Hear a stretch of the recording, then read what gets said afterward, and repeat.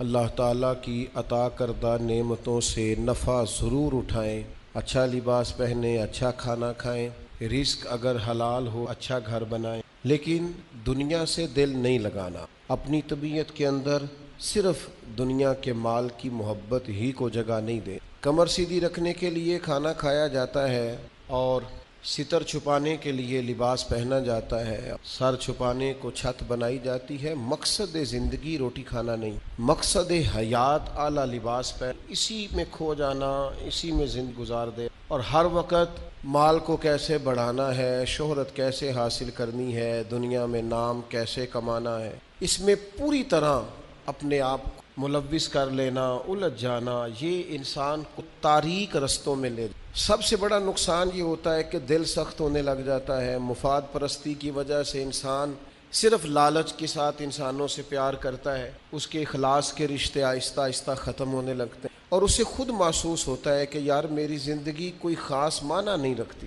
میں ایک ایسا شخص ہوں جس کا کام ہی صرف پیسہ کمانا ہے، جس کا کام ہی صرف دنیا میں نام پیدا کرنا ہے، کوئی معنویت نہیں، حساسیت نہیں، کیفیات سے خالی ہو جاتا ہے بندہ۔ اللہ تعالیٰ نے قرآن مجید کے اندر اس حقیقت کو بیان کیا، ارشاد فرمایا المال والبنون زینت الحیات الدنیا، فرمایا مال اور اولاد یہ جیتی دنیا کا سنگھار۔ مال اور بیٹے، مال اور اولاد یہ حسن ضرور ہیں، پر جب تک بندہ زندہ ہے اتنی دیر تک۔ یہ جتنی آپ اور میں خود اندازہ کر لیں کہ زندگی کتنی کو لمبی ہوتی ہے آج، فرمایا یہ اتنی دیر تک زینت ہے جب تک انسان زندہ ہے۔ والباقیات الصالحات، اور فرمایا باقی رہنے والے تو نیک عمل ہیں، جو چیزیں باقی رہیں گی، جن کا اجر ملے گا، جو قیامت میں سامنے آئیں گی، وہ صالحات ہیں۔ والباقیات الصالحات خیر عند ربک، اور فرمایا باقی رہنے والی جو اچھی باتیں ہیں، جو اچھا عمل ہے، اس کا ثواب تمہارے رب کے پاس ہے، اور صرف ثواب نہیں، ثوابا و خیر عملا، اور وہ بڑی ہی بہتر چیز ہے جو اللہ کی بارگاہ، وہ بہترین تحائف ہیں تمہارے لیے جو قیام۔ نبی کریم صلی اللہ تعالیٰ علیہ وسلم نے لوگوں کے سامنے دنیا کی بے ثباتی کو بیان فرمایا۔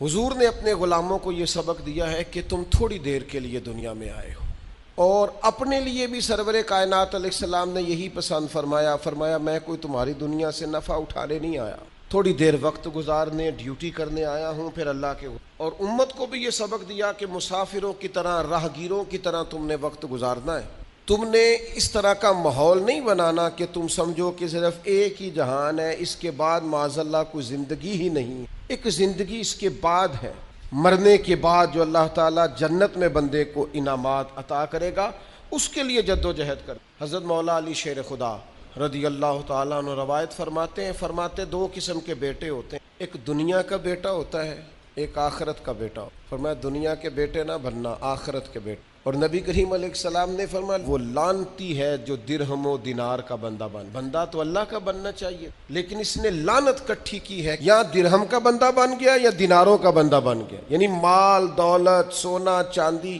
اس کا بندہ بن گیا، حالانکہ اسے اللہ کا بندہ بننا چاہیے۔ اتنا اپنے آپ کو لالچی کر لینا، اتنا حریص کر لینا کہ مطلب سارا کچھ ہی دولت بن گئی، ہر چیز کو دولت کے نقطہ نظر سے دیکھنا شروع کر دیا۔ اس قدر زیادہ لوگ الجھ گئے کہ قرآن مجید نے کہا الہاکم التکاثر حتی زرتم المقابر، فرمایا تمہیں غافل کر دیا ہے مال کے لالچ نے، یہاں تک کہ تم نے قبروں کے منہ دیکھ لیے، یعنی مرتے دم تک صرف پیسہ اکٹھا کیا ہے، صرف اور صرف اپنی ذات کے فروغ کے لیے، اپنے میک اپ کے لیے، اپنے آپ کو بنانے سنوارنے دکھانے نام پیدا کرنے میں وقت ضائع کر دیا۔ اور یہ بہت بڑا مسئلہ ہے ہمارے دور، ہم اپنے ذاتی قد کو اونچا کرتے رہتے ہیں، ہر وقت میرا نام ہو جائے، ایک پتہ چل جائے کوئی، اور سیانے بندے، معاملہ فہم بندے، مدبر آدمی، ایسا نہیں کہ بے وقوف ہیں، سمجھدار ہیں، لیکن بیچارے تصویروں کے چکر میں پڑے فوٹو بازی کر رہے ہیں۔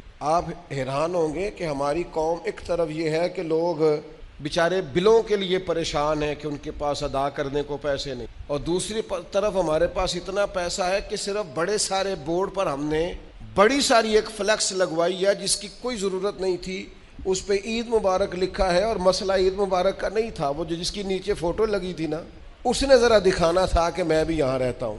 یہ کیا ہے بھلا؟ یہ وہ نفس کی تسکین ہے یہ وہ قرار ہے کہ جس کے پیچھے تھک گئے لوگ، یعنی کو تھوڑی تعریف کر دے دل ٹھنڈا ہو گیا، سکون آ گیا، وہ ذرا پتہ چل گیا 10 آدمی مجھے جانتے ہیں، کوئی تسلی ہو گئی۔ یہ اتنی بڑی نفس پرستی میں انسان لگ جاتا ہے کہ پرانے جو حکمران ہوتے تھے انہوں نے وظیفے پہ لوگ رکھے ہوتے تھے کہ تم نے ہماری تعریفیں کرنی، تنخواہیں ملتی تھی خوش آمدیں کرنے، شعراء کو خریدا جاتا تھا ہمارے مناقب، نفس کی تسکین۔ لیکن کچھ رب کے بندے ایسے بھی جنہوں نے قرآن جب غور سے پڑھا، جنہوں نے احادیث مبارکہ کو بالغ نظری سے دیکھا، جنہوں نے صحبت رسول قریب سے اٹھائی، تو انہیں طے ہو گیا کہ اصل گھر تو آخرت کا گھر ہے۔ والآخرۃ خیر وابقیٰ، آخرت خیر والی بھی ہے، ہمیشہ باقی رہنے والی۔ جب یہ طے ہوا تو پھر ان لوگوں کی صورتیں لوگوں کے سامنے آئیں، تو ان کی زندگیاں بھی لوگوں نے دیکھی، تو اش کر اٹھے۔ ان پہلی صف کے زاہدوں کو دیکھو گے نا، تو جب سب سے پہلے نام گنو گے تو ان میں ایک نام حضرت عمر فاروق کا بھی ملے گا۔ معاذ اللہ ثم معاذ اللہ، نقل کفر نہ باشد۔ کچھ لوگ ایسے بھی ہیں رفس زدہ، اور ایسے لوگ جنہوں نے معاذ اللہ ثم معاذ اللہ صحابہ کے بارے میں جن کی رائے ٹھیک نہیں۔ آپ حیران ہوں گے کہ جو معاذ اللہ ثم معاذ اللہ حضرت عمر کے بارے میں رائے ٹھیک نہیں نہ رکھتے، یہ کمال ہے نا، جو رائے ٹھیک نہیں رکھتے، یہ وہ بھی کہتے ہیں کہ 10 سال سے زیادہ وقت تک 24 لاکھ مربع میل پہ حکومت کرنے والے اس شخص نے اپنے گھر میں 1 روپیہ بھی نہیں جانے دی۔ آپ اسے چھوٹی بات سمجھ، بہتا دریا ہو اور بندہ کہے نہیں میں نے خشک رہنا ہے، یہ کیسے ہو سکتا ہے؟ یعنی کٹر مخالف بھی کہتا ہے کہ نہ مال خزانہ میں سے کوئی عمر کی جیب میں آیا ہے، نہ عمر فاروق کی اولاد کی جیب میں آیا، انہوں نے آنے دیا ہی نہیں۔ وہ جو زہد تھا نا، ذہن بن گیا تھا کہ دنیا نہیں کٹھی کرنی، آخرت بچانی ہے۔ اور یہ ایک بات اور بھی ذہن میں رکھ لیں، زہد سے مراد یہ نہیں کہ بندے کی جیب میں کوئی شے نہ ہو تو پھر وہ زاہد ہوتا ہے۔ حضرت سلیمان بھی زاہد تھے پر انہوں نے دنیا پر حکومت کی، زاہد تھے جناب یوسف علیہ السلام بھی پر حکمران بھی تھے۔ کوئی نہیں ملے گا اتنا بڑا زاہد جتنے بڑے زاہد اور پرہیزگار حضرت عثمان غنی تھے، پر گھر میں لاکھوں کروڑوں پڑے رہتے تھے۔ پیسہ ہونا اور بات ہے، لیکن دل پیسے سے لگا ہونا یہ اور بات ہے۔ حضرت عمر رضی اللہ تعالیٰ عنہ کی زندگی ساری پڑھ لو اور غور سے پڑھ لو، معاذ اللہ کوئی ناقدانہ انداز میں بھی پڑھ لے، مخالف آئے میدان میں، ایک بات ماننی پڑے گی کہ دائیں بائیں آگے پیچھے دولتیں پھرتی رہیں، پر فاروق اعظم کی نظر کو دولت لبھا نہیں سکی۔ ان کا دھیان سیدھا یا بیت اللہ شریف کی طرف رہا ہے یا گنبد خضرا والے محبوب کی طرف رہا ہے، لبھایا نہیں کسی چیز نے، نہ کوئی چیز قریب آ ہی نہیں سکی۔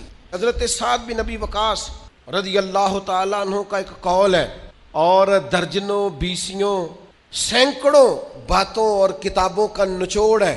حضرت سعد بن ابی وقاص رضی اللہ تعالیٰ عنہ بیان کرتے ہیں، مصنف ابن ابی شیبہ میں موجود ہے۔ حضرت سعد بن ابی وقاص کہتے ہیں مجھے اللہ کی قسم، عمر کوئی ہم سے مقدم آدمی نہیں تھے، لیکن درجہ بہت زیادہ لے گئے۔ کوئی پہلے نہیں آئے، ان سے پہلے بھی لوگ آئے، کوئی زیادہ آگے بڑھ کے زیادہ کام نہیں کیا۔ یہ صحیح سند سے مصنف ابن ابی شیبہ میں موجود ہے۔ حضرت سعد بن ابی وقاص کہتے ہیں اللہ کی قسم ایک بات تھی جس کی وجہ سے عمر صاحب سے آگے نکل گئے۔ حضور وہ کیا؟ فرمانے لگے عمر نے دنیا داری سے دل نہیں لگا، مال سے، لالچ سے، ہرس سے، ہوس سے دور رہے عمر، ان کی دنیا سے بے رغبتی ان کو آگے لے گئی۔ اور یارو دانش مندان دا کام نہیں، دل دنیا تے لانا، اس ووٹی تے لکھ خامد کی۔ درویش سے پوچھا، حضور کہنے لگے حضور یہ زمین میری ہے، تو ہنس پڑے، کہنے لگے تیرے سے پہلے کس کی تھی اور تیرے بعد کس کی ہوگی؟ دانش مندہ دا کم نہیں، دل دنیا تے لانا، اس ووٹی تے لکھ خامد کیتے، جو کیتا سو کھانا۔ تو کھا جاتی ہے، روز نیا خامد کرتی ہے یہ دنیا، ہر روز نیا حکمران بناتی ہے۔ آپ کے ملک میں کئی وزیر اعظم ہیں جو زندہ ہیں، پوچھتا کوئی نہیں، کئی صدور رہ چکے ہیں، زندہ ہیں، پوچھتا کوئی نہیں۔ دنیا کا جو سب سے بڑا عہدہ تھا بظاہر وہ ملا ہے، لیکن حال کیا ہے؟ کچھ بھی نہیں۔ جب تک کرسیوں پہ تھے حیثیت اور تھی، کرسی سے اترے تو حیثیت۔ حضرت عمر کی زندگی کا بڑا سبق یہ ہے کہ دنیا سے بے رغبت ہو جائے۔ جو تمہارا ہے بس وہی تم نے حاصل کرنا ہے. آنے والی نسل کو بھی ہرس ہوس لالچ مفاد پرستی پہ نہ لگاؤ. آپ نے ناراض نہیں ہونا، چند دن پہلے مجھے ایک یونیورسٹی میں بلایا گیا لیکچر کے لیے، تو کہنے لگے جی مین آپ نے بات چھیڑنی ہے، بالکل مین. آخر کیا وجہ ہے کہ پڑھے لکھے سمجھدار اتنی بڑی ڈگریاں اور پھر لوگ غلط طرف نکل جاتے ہیں؟ تو میں نے کہا مجھے زیادہ تو نہیں پتا، لیکن ہم جب پڑھتے تھے نا تو جس بچے سے پوچھتے تھے نا، زیادہ بچے یہی کہتے تھے بڑے ہو کے کیا بنو گے؟ کہتے میں نے ڈاکٹر بننا ہے اور مخلوق کی خدمت کرنی. زیادہ تر یہی کہتے تھے. وہ بڑے ہو کے ڈاکٹر تو بن گئے پر اگلا لفظ بھول گئے. ڈاکٹر بن گئے وہ، لیکن مخلوق کی خدمت کرنی ہے یہ وہ. پھر انہوں نے چونکیاں رکھی ہیں 2-3، ایک پہ فیس جمع کرا لو، ایک آگے آ جاؤ، یہ اتنے پیسے مشورے کے ہیں، یہ پھر دوائی بھی وہاں سے لینا جہاں سے میں نے کہی ہے، ٹیسٹ بھی اس لیبارٹری سے کرانا جو سب کی بات نہیں کرتا، لیکن جو ہے وہ بہرحال ہے. خدا را کہیں تو دنیا داری چھوڑ دو، کسی مقام پر تو اس کو چھوڑ دو. وہ یار میں تو اس دن بڑا ہی تڑپا تھا جس دن ایک بوڑھے نے مجھے آ کے کہا تھا پیر صاحب میں تہاڈی ماں باپ دی شان تقریر سنی ہے، کیا بات ہے. لیکن آپ کو پتہ ہے آج کل بچوں سے بھی عزت کرانے کے لیے باپ کا مالدار ہونا ضرور. ابا غریب ہو تو وہ بچوں کے لیے زیادہ قابل احترام. اس نے کہا یہ بھی ذہن میں رکھیں آپ. تو میں تو ٹوٹ گیا سارا اور بکھر گیا اس کی بات سن. اس نے کہا وہ غیروں سے مشورے لیتے ہیں صرف اس لیے کہ ان لوگوں کی جیبوں میں پیسے ہیں، اور میں نے بھی زمانوں کو سبق پڑھایا ہے، لیکن چونکہ جیب خالی ہے تو لہٰذا میں زیادہ سمجھدار اور سیاںا بندہ نہیں رہا. پیسے جب تک زہد نہیں پیدا ہوتا تلنے لگ گئی ہیں چیزیں، گھٹن محسوس ہوتی ہے، گھٹن. حضرت عمر کی زندگی کا زہد اصل تھا. میں آپ سے عرض کروں 2 قسم کا مسئلہ ہے ہمارے ملک میں. کچھ کو اس لیے نیند نہیں آتی کہ لائٹ گئی ہے تو پنکھا بند ہے، لیکن کچھ کا پنکھا چلتا ہے انہیں نیند نہیں آتی کیونکہ اے سی بند ہے. پکی بات بتا رہا ہوں، بالکل پکی. نہیں نیند آتی انہیں جب تک اے سی نہ چلے. عادت ہو گئی، پیدا ہی اے سی میں، دل لگا لیا دنیا، مزاج نہیں. بھائی جب تک آپ کی طبیعت میں زہد پیدا نہیں ہوتا. اچھا یہ جو غریبی امیری ہوتی ہے نا، یہ بھی احساس سے وابستہ ہوتی ہے. آپ کا ذہن بن جائے نا کہ کوئی یار کی سوچے گا تو پھر آپ گئے کام سے. اور اگر سادے کپڑوں میں آپ خوش ہیں نا تو انشاءاللہ کوئی کچھ بھی نہیں سوچے گا. اگر آپ غیر مطمئن ہیں تو پھر سارے ہی سوچیں گے کہ پتہ نہیں یار دیکھو کس طرح کپڑے پہنے. اور اگر آپ مطمئن ہیں تو انشاءاللہ تعالیٰ کسی بندے کو بھی کوئی پریشانی، کوئی ٹینشن نہیں ہوگی، کچھ بھی نہیں ہوگا. آپ کو ہے جتنا بھی اندر معاملہ، آپ سادہ زندگی میں خوش ہیں تو ساری دنیا ہی ٹھیک. لیکن اگر آپ ہی بڑے پریشان ہیں کہ یار دیکھو میں مطلب کس طرح کا میں نے لباس پہنا ہے، تو پھر حالات خراب ہیں. معروف تابعی ہیں حضرت عبید بن عمیر رضی اللہ تعالیٰ عنہ، وہ فرماتے ہیں میں نے حضرت عمر کو نا جمرات کی رمی کرتے دیکھا. ہم اپنے لفظوں میں کہتے ہیں شیطانوں کو کنکر مارنا حج کے موقع پر. کہتے ہیں میں نے جمرات کی رمی کرتے دیکھا حضرت عمر کو 11-12 ذی الحج کو. وہ کنکر مار رہے تھے تو میں ان کے پیچھے تھا، تو صرف پشت پر نا 12 پیوند لگے ہوئے تھے. صرف کمر میں نے دیکھی چونکہ صرف پشت میری جان 12 پیوند لگے تھے. لیکن فرماتے ہیں جب انہوں نے رخ میری طرف کیا تو جلال وہی تھا جو حضرت عمر کا ہونا چاہیے. میں بڑی دفعہ کہتا ہوں مجھے پھر کہہ لینے دو یار، روب کپڑوں کا نہیں ہوتا کردار کا ہوتا. آپ کپڑوں سے روب ڈالنا چاہتے ہیں، بڑے بڑے موبائل ہاتھوں میں پکڑ کے روب ڈالنا چاہتے ہیں، بڑی گاڑیوں سے اتر کے روب ڈالنا چلتے ہیں، کوئی نہیں ڈلتا. اب تو بھائی دنیا ایک سے ایک بڑھ کر ہے. روب آپ کے کردار و عمل کا ہوگا، روب ہوگا آپ کی شخصیت کے وقار کا، آپ کی وفاداری کا روب ہوگا. حضرت عمر رضی اللہ تعالیٰ عنہ کی زندگی میں جو زہد تھا، اچھا انہوں نے بہت سارے گورنروں کو پکڑا، کہا تو ریشم کا لباس پہنتا ہے یا تو نے مال بنا لیا ہے، چلا ادھر. اور جب بھی کسی کو گورنر بناتے تھے پہلے لسٹ بناتے تھے اس کے پاس کیا کیا ہے، اور وہ لسٹ اپنے پاس رکھ لیتے تھے.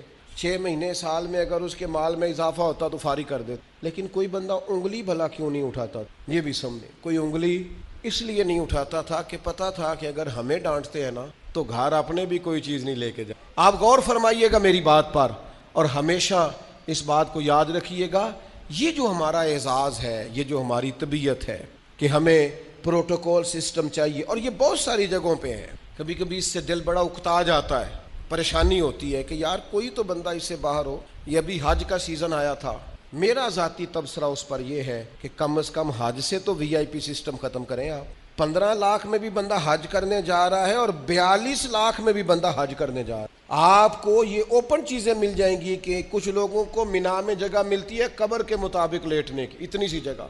मैं रात को जब उठ के साइड चेंज करता था ना, तो मैं बैठता पहले उठ के, तो फिर मैं साइड चेंज करता था। और उसी मिना में आपने लोगों को एसी वाले बड़े बड़े खैमे भी दिए हुए और बड़ी बड़ी कुशादा जगह भी दी। आप वहाँ से वीआईपी सिस्टम मुझे एक दफ़ा एक साहब कहने लगे, पीर साहब मैंने 50 लाख के करीब का पैकेज बनाया, हर चीज़ ज़बरदस्त। मैंने कहा खाना काबा आ जाएगा कमरे के अंदर चल के, जो कमरे आप देंगे?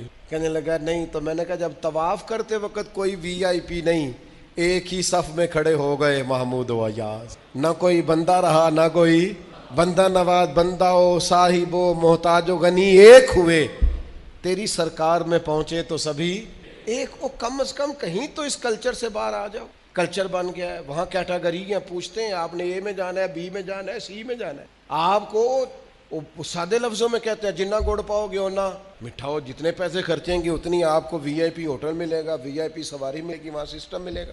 कम से कम किसी जगह तो मुसलमान छोड़ दें। सहाबा फरमाते हैं जनाब उमर जब हज करने गए और अमीरुल मोमिनीन गए और अमीर वक्त उस वक्त खुतबा हज देते थे, नमाजें पढ़ाते थे, फरमाते हैं कोई किसी किस्म का प्रोटोकॉल नहीं था। जहाँ गर्मी ज़्यादा होती थी वैसे दरख्त के नीचे आराम करते थे, जहाँ गर्मी ज़्यादा होती थी वहाँ हज़रत उमर अपनी चादर उतारते थे, दरख्त की टहनियों पे डाल लेते थे, छाँव ज़रा घनी हो जाती, उसके नीचे आराम कर लेते थे। अगर कहीं जगह पथरीली हो जाती तो वो ज़मीन पर चादर बिछा लेते और वहीं आराम करते। और एक नुक्ता मेरे ज़हन में आया है, मैं आपकी खिदमत में अर्ज़ कर रहा हूँ, मेरा ख्याल है कि जब अमीर वक्त इस तरह का टाइम गुजारता है तो फिर गरीबों को भी गरीबी याद नहीं रहती, फिर कल्चर ही बदल जाता है मुल्क का। फिर कोई बंदा शिकवा नहीं करता, वो समझता है यार मतलब जब हमारा अमीर इस तरह है। लेकिन जनाब अमीर साहब उतरे गाड़ी से और 4 छतड़ियाँ उनके सामने कर दी जाए और हटो बचो और पीछे हट जाओ का रंग हो, फिर कैफियत कुछ और होती हैं। अपनी ज़िंदगी को सादा करें, अपने उठने बैठने को सादा करें, अपनी ग़िज़ाओं को सादा करें, अपनी मुलाकात से तकल्लुफ़ निकाल दें। आप क्या हैं, कुछ हैं, कोशिश करें कि इन दल्ला अच्छे मोमिन बनने की कोशिश। बाकी इस कल्चर से जितना आप अपने आप को बचाएंगे सोसाइटी में खूबसूरती पैदा होगी।